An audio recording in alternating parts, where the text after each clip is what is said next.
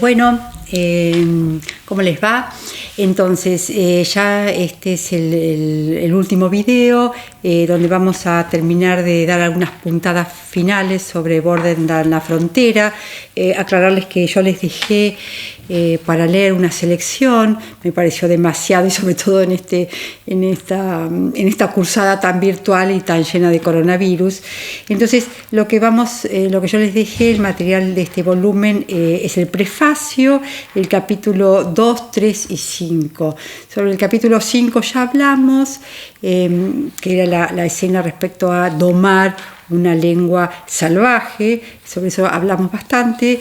Y finalmente, bueno, en el prefacio, digamos, es muy breve, hay una presentación de las cuestiones más importantes de ella, habla de las diferentes fronteras, ese sentido amplio de fronteras y que tiene diferentes niveles y digamos, perspectivas, cómo se define ella como una mujer fronteriza, qué pasa con el empleo de la lengua, en fin, es una presentación, pero bueno, breve, general y abarcativa. Sí me interesaba más detenerme en algunas puntas que les quiero proponer para hacer la lectura del capítulo 2 y del capítulo 3. Una cuestión de la cual no hablamos y que quiero detenerme ahora. Y es como ella, bueno, sí, quizás tal vez algo hablamos cuando cuando mencionamos la cuestión del género. Y hablamos de esta posibilidad en que ella va a argumentar respecto al ensayo, hablamos del ensayo, ¿no? Va a argumentar también a partir de no solamente de una disquisición teórica, que esto está en Gloria Anzaldúa, porque ella es una académica, ella es una teórica, ella es una intelectual, pero sino también cómo va a argumentar a partir de momentos autoficcionales, de una escritura autobiográfica. Yo preferiría hablar de autoficción más que autobiografía, porque se nota que hay una construcción ficcional en estos relatos que ella va recuperando de su infancia, de su juventud, y entonces cómo dota a esos recuerdos que tienen que ver con la zona de la experiencia, ¿no?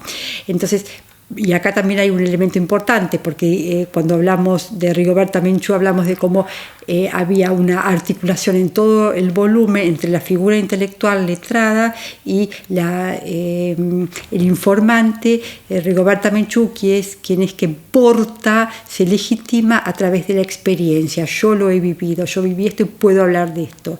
En Gloria Anzaldúa ambas cuestiones están íntimamente relacionadas. Entonces ella en muchas ocasiones va a argumentar a partir de los relatos personales, que están asentados sobre la experiencia. Entonces ella va a teorizar a partir de la experiencia, no es una disquisición desvinculada del espacio de lo real y experiencial.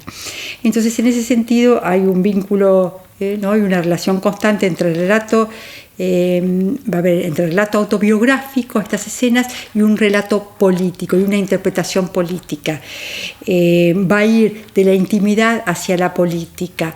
Entonces, estamos acostumbrados a pensar también que siempre lo personal es político. Acá me refiero a una política de la letra, a una política del feminismo chicano, a estas políticas que ella se propone desde su literatura.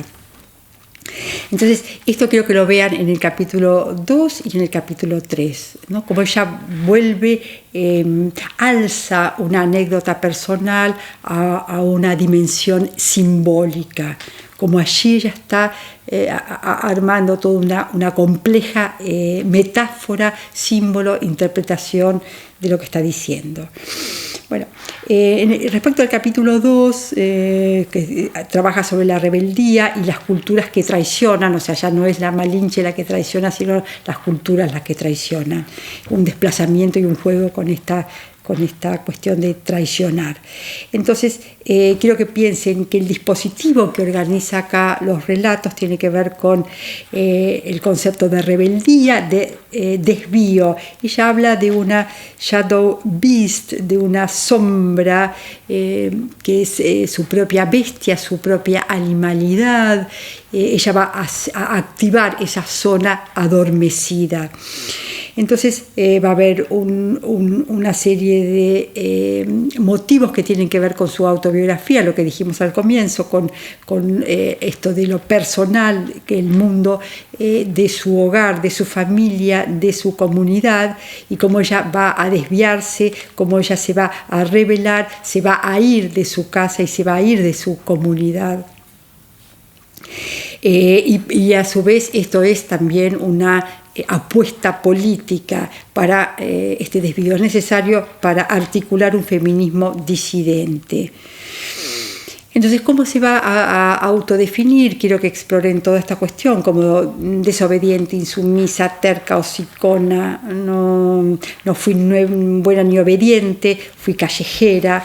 Entonces, como también se proyecta en una serie de figuras que son half and a half. Yo soy dos en un cuerpo, soy hombre y soy mujer, como una lesbiana de color, como queer. Todo esto que va trazando ese feminismo disidente de la différance con A.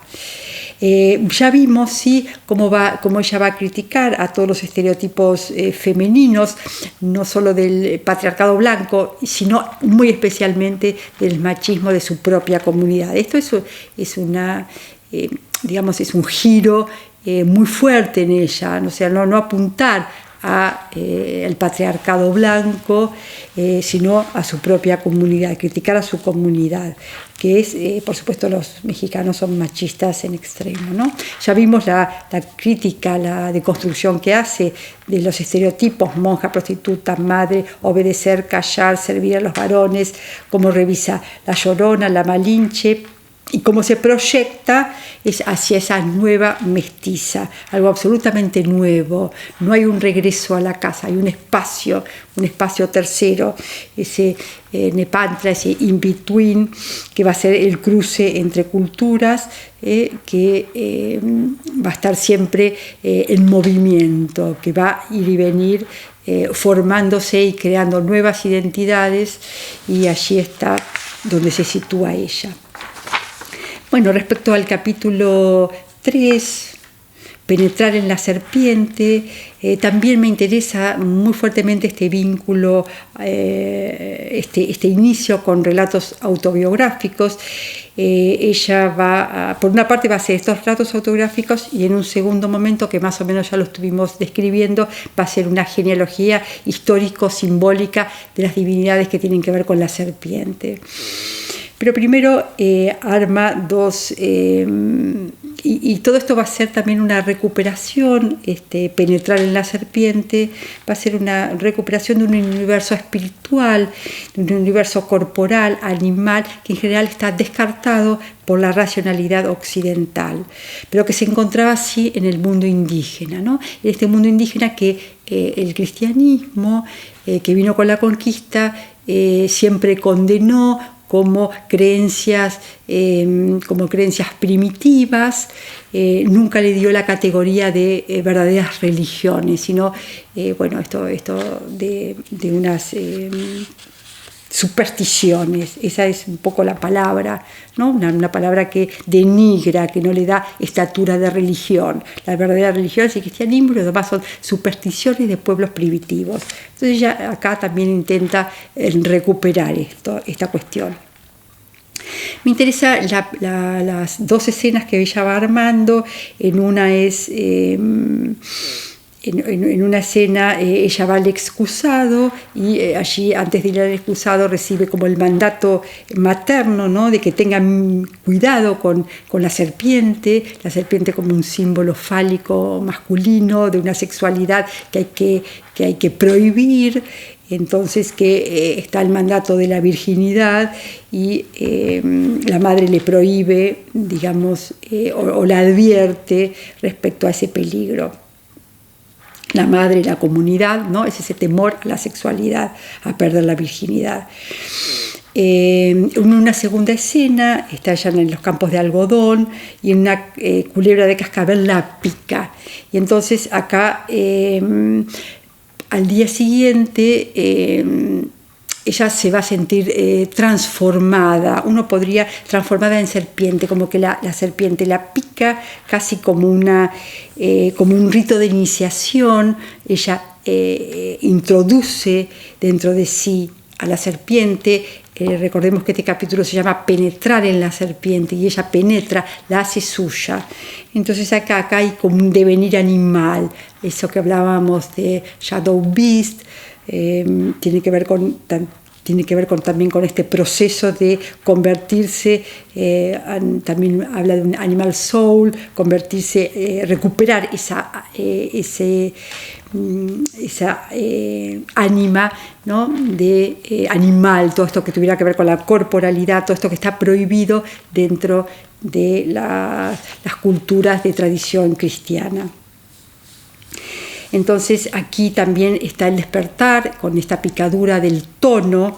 El tono es esta alma animal, ¿no? Que la va a proveer y la va a acercar a los poderes sobrenaturales. Entonces decíamos que al día siguiente ya se ha transformado incorporando a la serpiente. Entonces, in the morning I saw through snake eyes, felt snake blood, etcétera, etcétera. Se va sintiendo que la serpiente está dentro suyo, que ha establecido un pacto, un vínculo muy, muy profundo. Bueno, lo que sigue después en todo este capítulo, más o menos ya lo fuimos viendo, ya va a recorrer una serie de divinidades que tienen que ver con esta figura de la serpiente, como es Coatlicue, que ya vimos que es falda de la serpiente, luego vinculada a Tonantzin, y luego cómo está toda esta